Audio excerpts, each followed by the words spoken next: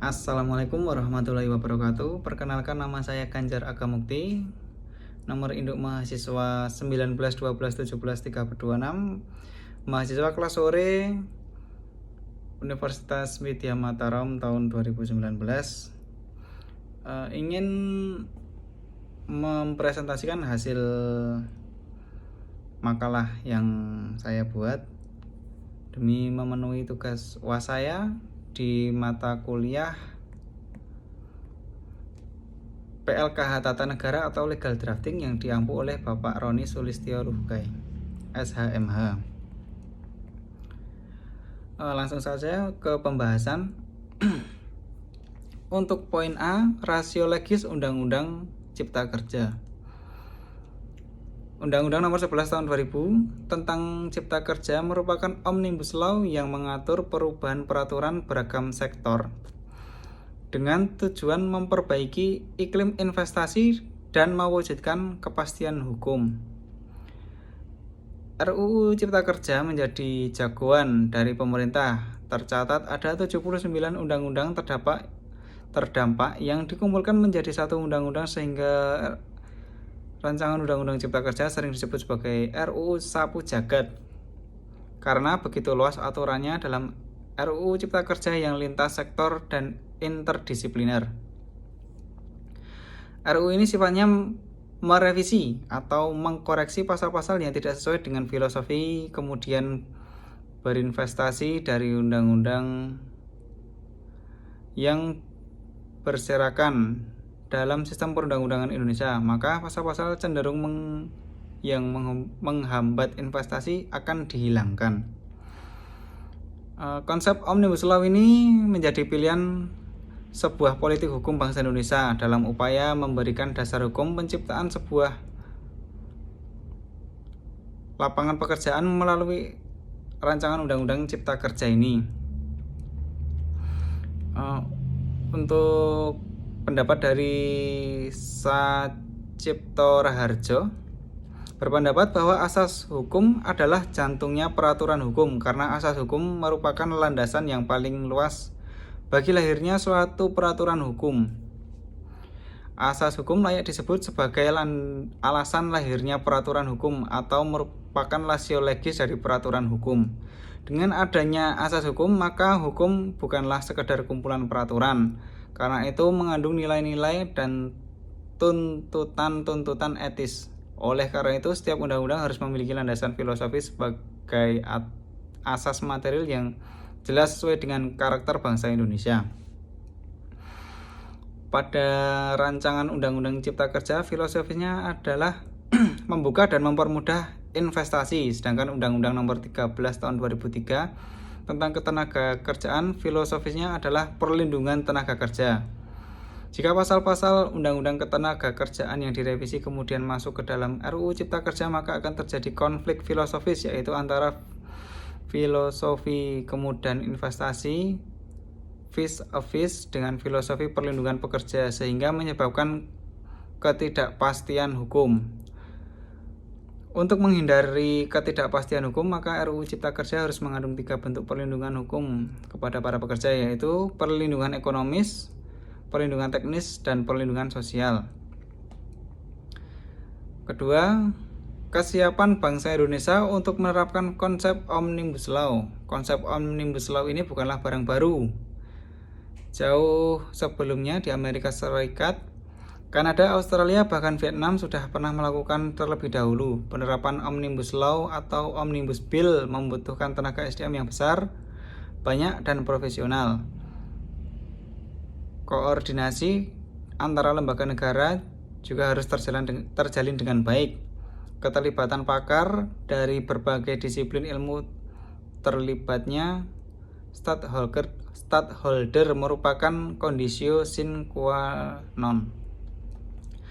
Untuk syarat dasar dalam pembuatan Omnibus Law yaitu pertama, dengan banyaknya sektor yang diatur dalam Omnibus Law, maka dibutuhkan sinkronisasi dan harmonisasi baik horizontal maupun vertikal agar tidak terjadi konflik.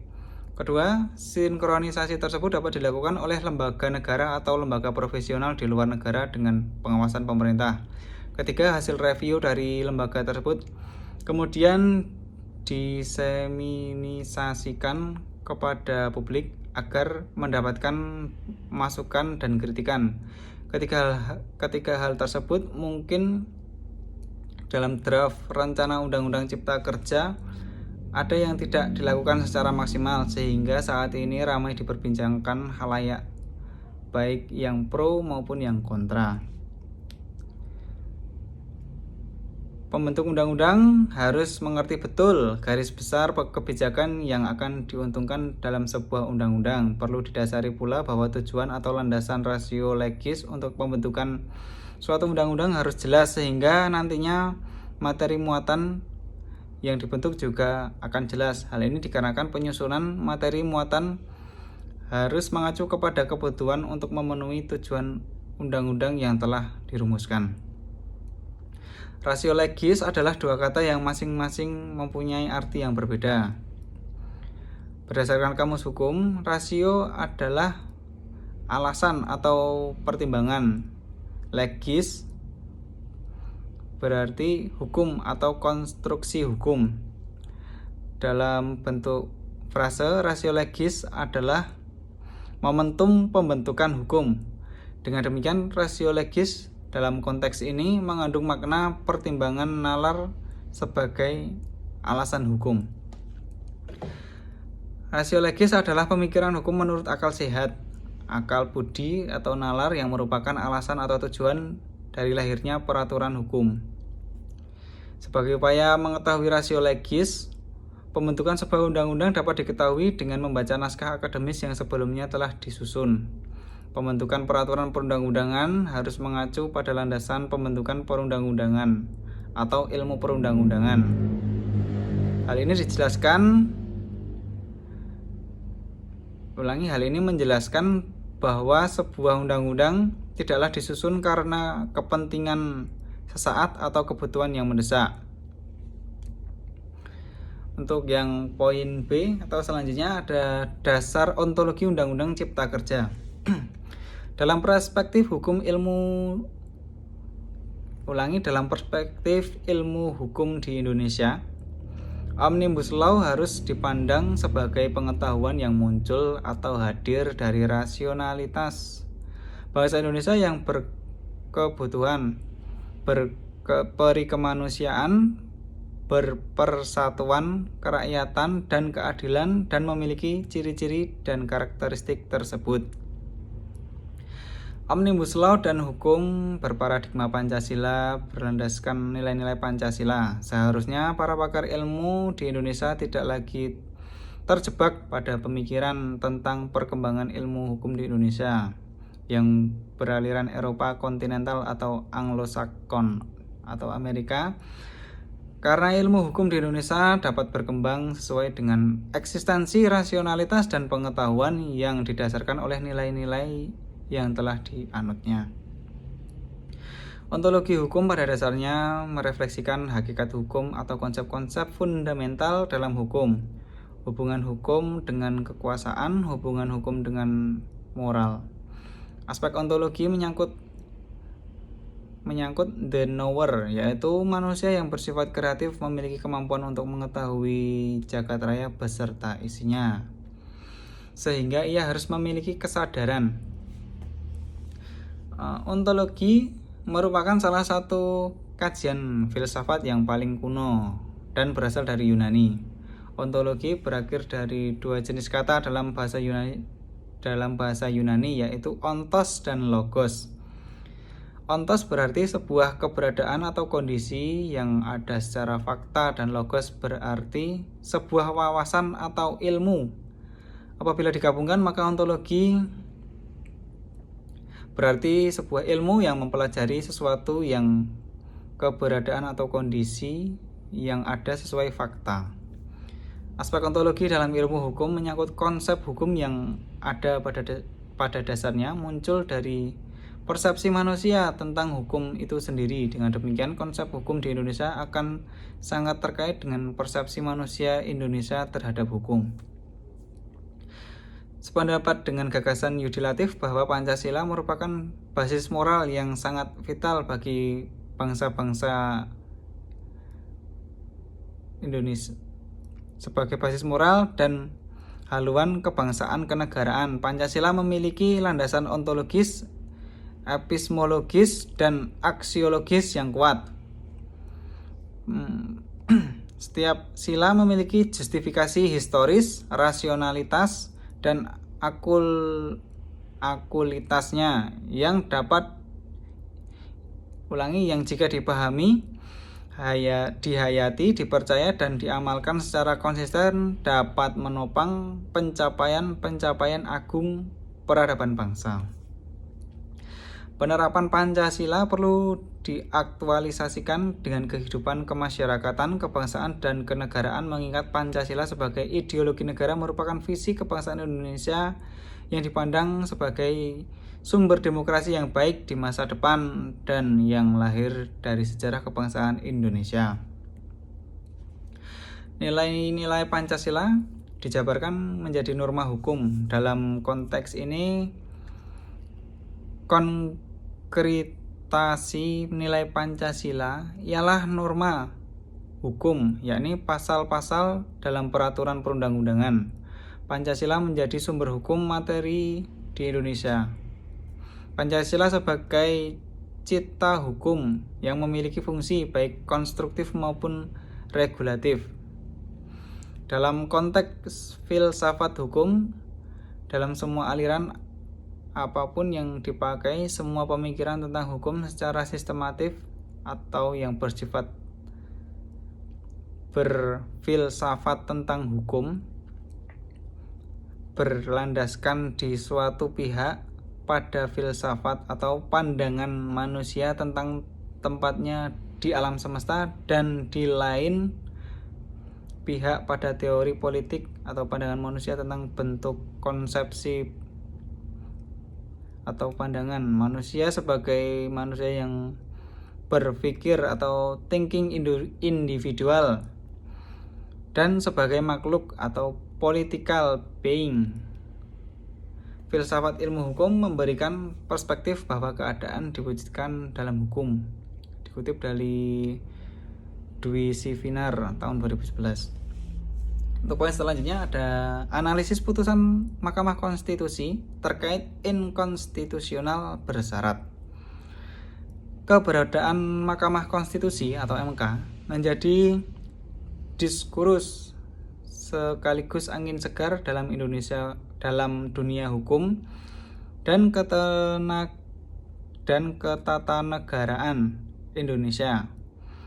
MK melalui salah satu kewenangan yang dimilikinya, yakni menguji undang-undang terhadap Undang-Undang Dasar, dapat mengawal politik hukum nasional sehingga tidak ada lagi ketentuan undang-undang yang keluar dari koridor konstitusi. Dalam artian, segala peraturan perundang-undangan, terutama undang-undang, harus sejalan, bersesuaian, dan tidak boleh bertentangan dengan Undang-Undang Dasar Negara Republik Indonesia tahun 1945. Terjadi perkembangan yang menarik dalam pengujian undang-undang dalam beberapa tahun terakhir, khususnya dalam hal putusan yang dijatuhkan MK.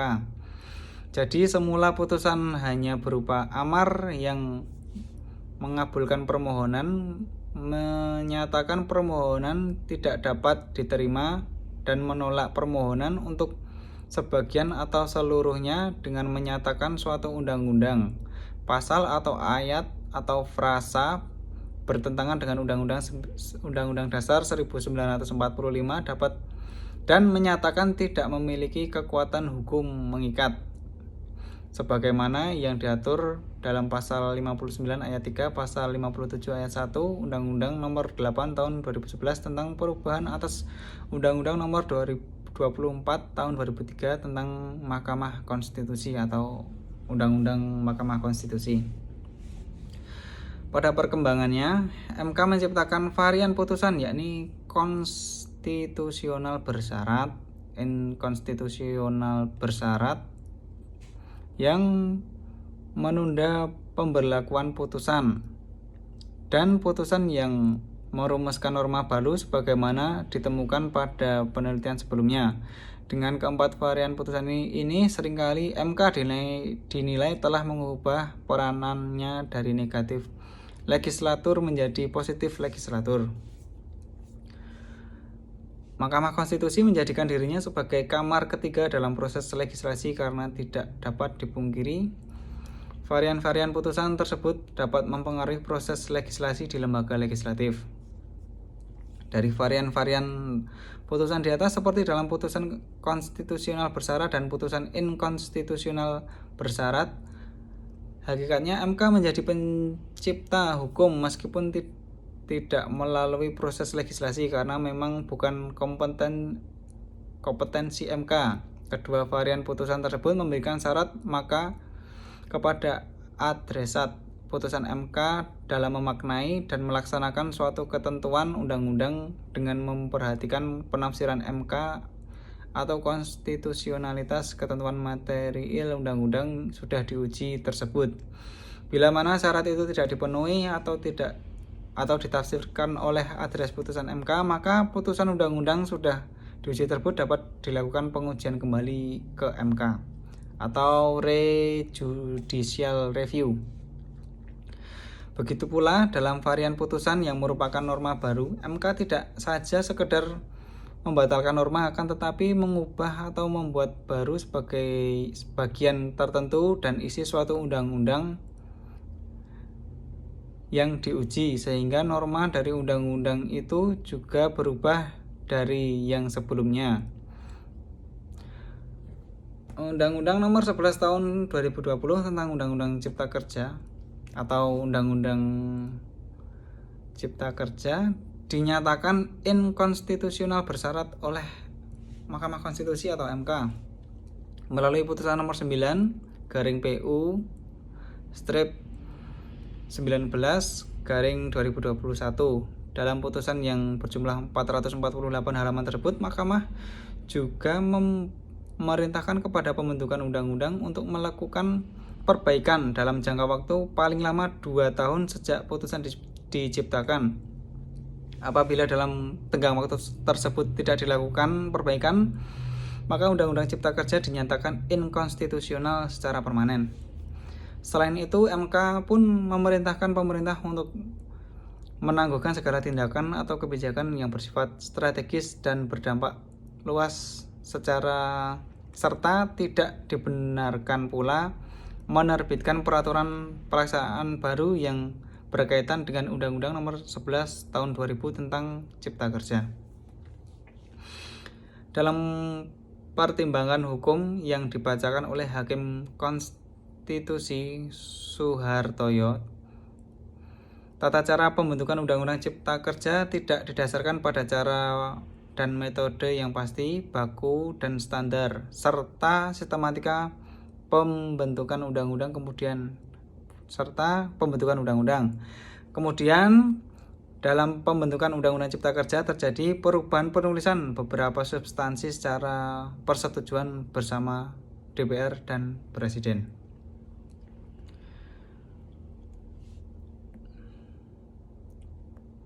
Selanjutnya, Hakim Konstitusi Eni Nurbaningsih menyebutkan bahwa Mahkamah menemukan fakta penamaan Undang-Undang Cipta Kerja ternyata menggunakan nama baru, yaitu Undang-Undang tentang Cipta Kerja. Oleh karena itu, Mahkamah dapat memahami persoalan para pemohon yang menyebut Undang-Undang Cipta Kerja merupakan undang-undang baru atau undang-undang perubahan. Terlebih dalam ketentuan pasal 1 angka 1 Undang-Undang Cipta Kerja dirumuskan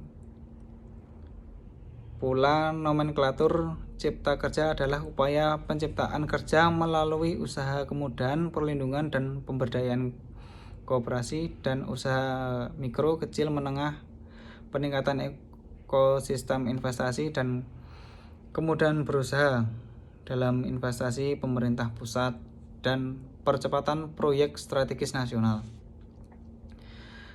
Mahkamah pun menjelaskan alasan Undang-Undang Cipta Kerja dinyatakan inkonstitusional bersyarat. Hal ini tersebut dikarenakan Mahkamah hendak menghindari ketidakpastian hukum dan dampak lebih besar yang ditimbulkan. Kemudian mahkamah mempertimbangkan harus menyeimbangkan antara syarat pembentukan sebuah undang-undang yang harus dipenuhi sebagai syarat formil guna mendapatkan undang-undang yang memenuhi unsur kepastian hukum, kemanfaatan, dan keadilan. Sekian penjelasan dari saya. Mungkin dalam pengucapan banyak salah-salah kata, saya mohon maaf. Sekian dari saya. Assalamualaikum warahmatullahi wabarakatuh.